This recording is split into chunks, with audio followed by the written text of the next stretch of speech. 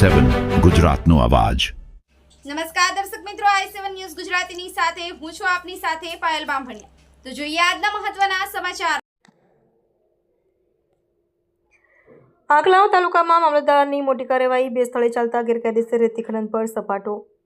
i7 ન્યૂઝમાં રેતી ખનન પ્રકાશિત કરવામાં આવ્યા બાદ આંકલાવ મામલતદારને જાણ થતાં આંકલાવ તાલુકામાં મામલતદાર દ્વારા મોડી રાત્રિ દરમિયાન 2 અલગ અલગ સ્થળોએ ચાલી રહેલા ગેરકાયદેસર રેતી ખનન પર અચાનક કાર્યવાહી કરવામાં આવી છે।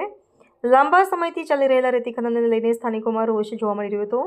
આંકલાવ મામલતદાર શ્રી SM સંતોષ સાહેબ દ્વારા રેડ કરીને 2 નાવડી અને 2 હિટાચી કર્યા જપ્ત કરેલા મુદ્દામાલ આંકલાવ પોલીસ સ્ટેશન ખાતે સીઝ કરવામાં આવ્યા।